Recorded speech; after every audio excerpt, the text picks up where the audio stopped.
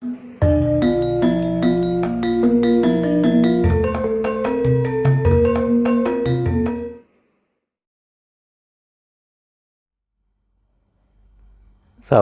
Ruang Diri, kali ini tema yang akan kita angkat adalah Sabdo Palon menagih janji. Ini sedang ramai bahwa diyakini ada seorang tokoh dari zaman Majapahit, abdi dalem Prabu Brawijaya kelima yang namanya Sabdo Palon ini akan menagih janji. Jadi ceritanya beberapa masyarakat ini meyakini bahwa Sabdo Palon ini berjanji 500 tahun lagi akan datang untuk memakmurkan tanah Jawa. Nah, tanah Jawa ini diasumsikan, diartikan adalah Indonesia. Nah, siapa sih sebenarnya Sabdo Palon ini?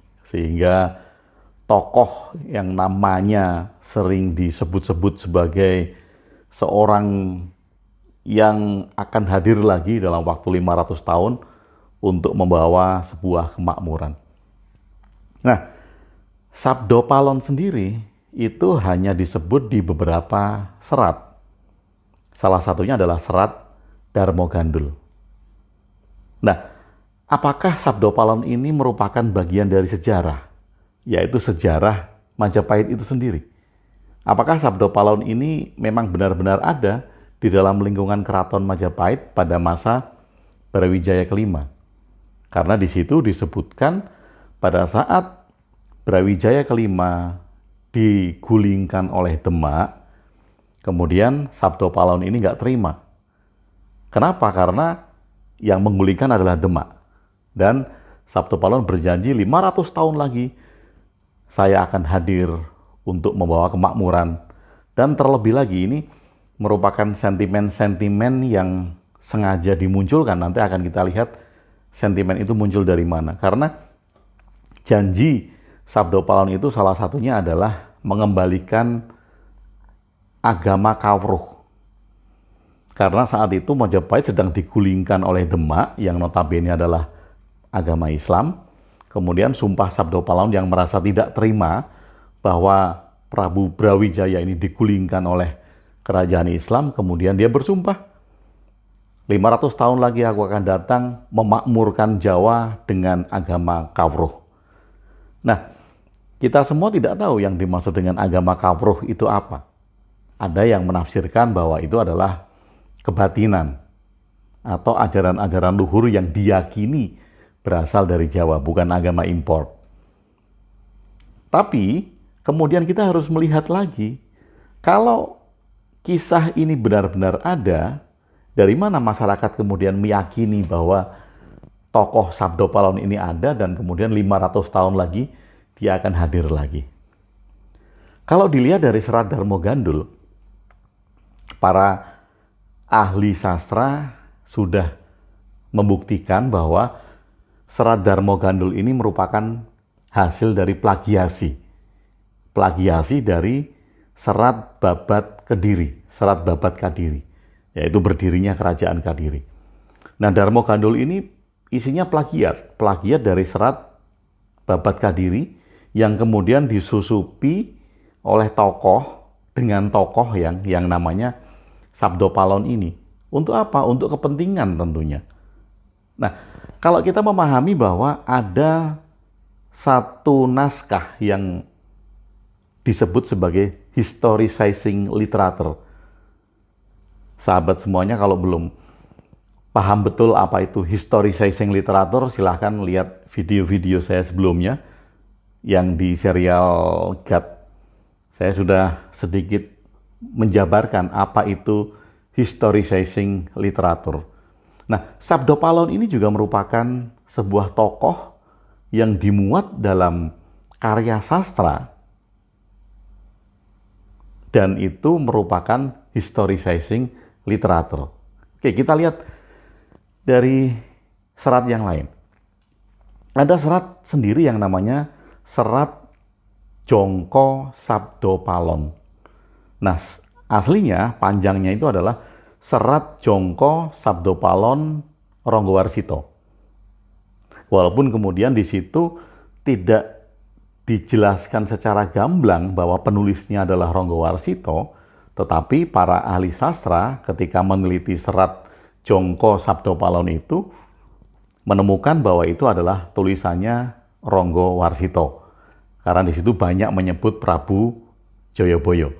Nah, khasnya Ronggowarsito ini kan menuliskan tentang Jongko Joyoboyo. Sabdopalon itu diangkat oleh Ronggowarsito sebagai karya sastra di dalam serat Jongko Sabdopalon. Nah, mengapa Ronggowarsito mengangkat Sabdopalon?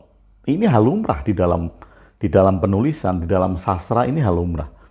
Ketika seorang penulis tahu bahwa ada cerita turun-temurun di satu daerah, tokoh yang kemudian menjadi legenda, menjadi mitos di satu daerah, ketika seorang penulis tahu, seorang sastrawan tahu, maka kemudian tokoh itu bisa dimasukkan di dalam bukunya yang bergenre historicizing literatur. Jadi kita bisa saja menulis, contohnya saya menganggap bahwa ada satu tokoh di kerajaan Mataram, karena saya berasal dari Jogja, yang kemudian diyakini oleh masyarakat setempat sebagai cerita turun-temurun yang merupakan tokoh sakti mandraguna gitu. Oke lah, ambil saja namanya adalah Mbah Kasan gitu. Nah, kemudian saya sebagai penulis, saya akan bisa menulis historicizing literatur bahwa Mbah Kasan ini hidup di zaman Hamengkubuwono I. Hamengkubuwono I ada nggak? Ada. Kerajaan Mataram ada tidak? Ada. Tetapi Mbah Kasan ada tidak? Nggak ada. Mbah Kasan adalah tokoh fiktif yang saya masukkan di dalam cerita dengan latar belakang atau background sejarah betulan. Hamengkubuwono I-nya ada, Mataramnya ada, kemudian mungkin intrik politik yang diceritakan semasa Hamengkubuwono I itu ada, tetapi Mbah Kasan nggak ada. Nah, Sabdopalon ini adalah tokoh yang hidup di desa dan di sekitar Trowulan, Jawa Timur. Cerita dari mulut ke mulut, dari turun ke murun, yang diceritakan dari nenek, dari neneknya lagi, dari neneknya lagi. Sehingga cerita itu mengakar dalam budaya masyarakat di sekitar Trowulan. Ada seorang tokoh yang namanya Sabdopalon yang berjanji 500 tahun lagi akan datang untuk memakmurkan Jawa. Nah, cerita ini kemudian diangkat oleh Ronggowarsito di dalam satu serat yang bernama Serat Jongko Sabdopalon. Nah, mengapa cerita Sabdopalon ini bisa menjadi besar dan bisa menjadi harapan? Ini yang penting, ini yang penting. Pada saat masyarakat kita seperti sekarang, negara berkembang, negara miskin dan negara berkembang, kalau di negara maju tidak akan ada harapan-harapan yang akan diberikan oleh tokoh-tokoh seperti ini.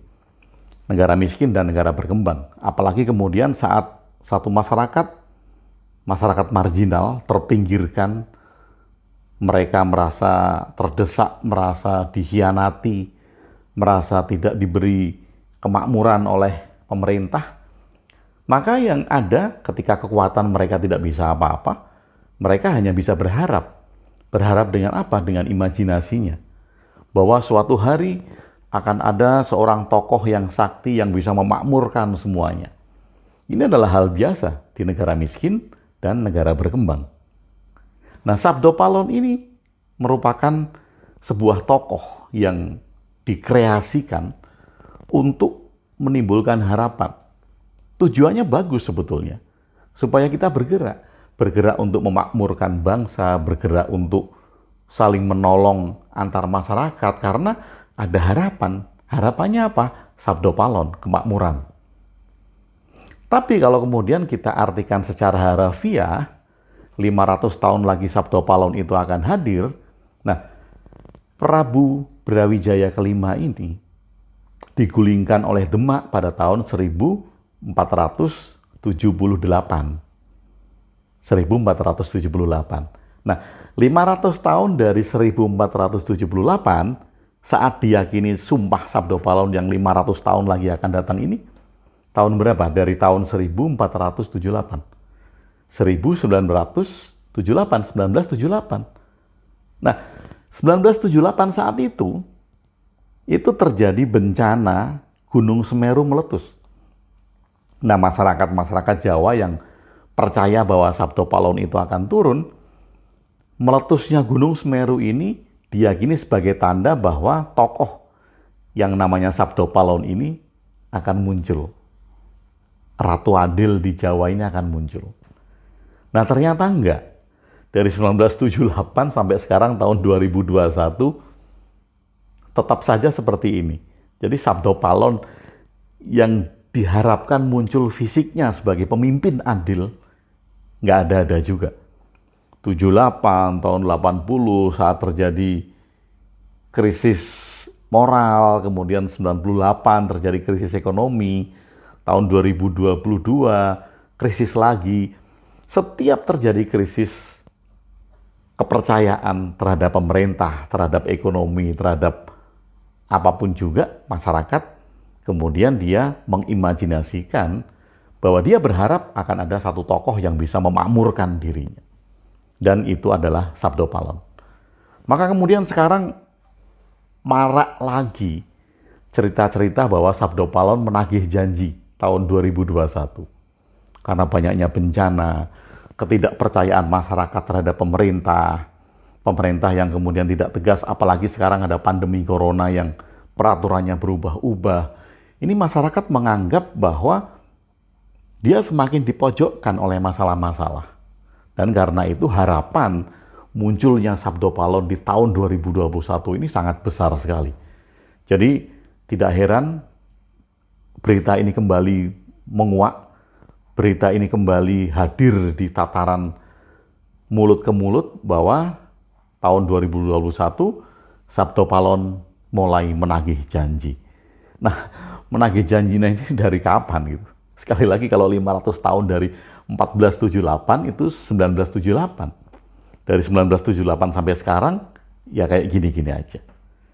Jadi, sahabat Ruang Diri, mari kita berpikir bijak, kita melihat secara jernih bahwa seorang sastrawan, seorang penulis serat sekelas Ronggo Warsito itu pasti akan memberikan sebuah makna dengan tokoh yang diambilnya ini. Jadi tidak secara harafiah. Apalagi kemudian cerita ini diambil oleh kelompok tertentu dengan tujuan tertentu.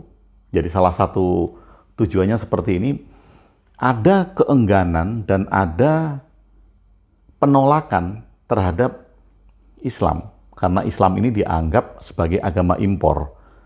Kemudian pada kongres-kongres kebatinan, serat Jongko Sabdo Palon ini dipakai sebuah pembenaran. Diartikan sesuai dengan kemauan mereka. Bahwa lahirnya Sabdo Palon 500 tahun lagi ini, itu akan membalas dendam. Karena dulu dia tidak terima, Majapahit itu dikalahkan oleh Demak, maka 500 tahun lagi dia akan datang memakmurkan Jawa dengan menyingkirkan Islam dari Jawa. Nah ini kan maunya mereka sendiri mengartikan seperti itu karena ada sentimen terhadap agama Islam. Jadi agama kawruh yang disebutkan di Serat Darmo Gandul itu juga nggak ada yang tahu. Sekali lagi karena Serat Darmo Gandul itu adalah plagiasi dari Serat Babat Kediri. Jadi sebaiknya kalau sahabat mau baca Serat Babat Kediri daripada Serat Darmo Gandul. Nah, karena itu adalah kepentingan, ada orang yang sentimen terhadap satu keyakinan, kemudian menggunakan Sabdo Palon ini sebagai tokoh yang membenarkan bahwa, oh benar, bahwa akan ada agama Budi yang muncul, bahwa akan ada agama luhur yang muncul, bahwa ada agama yang merupakan otentiknya Nusantara yang muncul dengan menggunakan pembenaran Jongko Sabdo Palon ini. Nah sahabat, sekarang gini, kalau kita mulai melihat bahwa Sabdo Palon ini diharapkan hadir sama seperti masyarakat yang mengharapkan adanya Imam Mahdi, adanya Ratu Adil. Mereka ini sama-sama masyarakat marginal, masyarakat yang terpinggirkan, masyarakat yang merasa dipojokkan karena kebijakan-kebijakan oleh pemerintah itu tidak memakmurkan mereka. Sehingga mereka berharap dengan tokoh lain yang sakti mandraguna kemudian bisa memberikan kemakmuran. Sabdo Palon, Imam Mahdi, Ratu Adil, ini merupakan fenomena yang sama yang diharapkan oleh masyarakat marginal. Nah, di balik itu semua, ini bagus. Jadi mitos ini memang dibangun bagus. Sekali lagi, mitos bukan hal yang buruk. Karena kita perlu mitos untuk bergerak. Sabdo Palon, Ratu Adil, Imam Mahdi, itu memang sengaja dibuat agar kita bergerak. Agar ada harapan. Kita mau berjuang, kita mau mengubah keadaan, kita mau memperbaiki tatanan, karena ada harapan itu. Nah, lalu Sabdo Palon, kalau kemudian orang Jawa menulis sesuatu, kita tidak melihat harafiahnya aja. Karena pasti akan ada metafora yang akan disampaikan dari sana. Siapakah Sabdo Palon ini? Ini yang penting kan. Siapakah Sabdo Palon ini? Nah, sekarang saya akan buka rahasianya siapa Sabdo Palon ini. Oke. Sabdo adalah sabda, firman. Oke. Firman. Bahkan di agama-agama disebutkan bahwa awal mulanya adalah firman. Firman Tuhan, wahyu Tuhan, dan segala macam. Jadi sabdo, sabda, itu adalah firman. Sesuatu yang suci. Kata-kata yang suci, kalimat-kalimat yang suci, itu adalah sabda, sabdo. Palon itu merupakan makna yang hakiki. Oke. Jadi Sabdo Palon adalah firman atau kata-kata yang mempunyai makna yang hakiki. Atau kalau kemudian kita persingkat adalah kata-kata tentang kebenaran.